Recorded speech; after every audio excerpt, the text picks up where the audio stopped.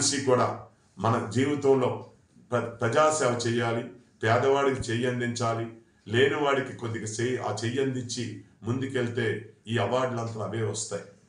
కావున నాకు ఈ అవకాశం కల్పించినటువంటి ఆ సంస్థల వారికి, ముఖ్యంగా మా విశాఖపట్నం ప్రజలందరి తరపు నుంచి కూడా ఇంకా శుభాకాంక్షలు తెలియజేస్తూ, ఈ 2 అవార్డ్స్తో నాకు ఇంకా నూతన ఉత్తేజం వచ్చింది. ఇంకా పని చేయాలి, ఇంకా పేద ప్రజలు సేవ చేయాలి, పదవితో సంబంధం లేకుండా పని చేయాలి అనేటువంటి దృక్పథంతో నేను చేస్తున్నాను. విశాఖ ప్రజలు మీరందరూ కూడా చేసి రాజకీయ పార్టీలకు అతీతంగా, రాజకీయ పదవులకు అతీతంగా ప్రతి మనిషి కూడా అనగారినటువంటి అట్టడుగు వారికి చెయ్యందించే కార్యక్రమంలో మీరందరూ భాగస్వాములు కావాలని కోరుతూ, మరి ఈనాడు మీ అందరితో మాట్లాడే అవకాశం నాకు ఇచ్చినందుకు ఆ భగవంతుడికి ప్రత్యేకమైనటువంటి ధన్యవాదాలు తెలియజేస్తూ మీ అందరి దగ్గర సెలవు తీసుకుంటున్నా.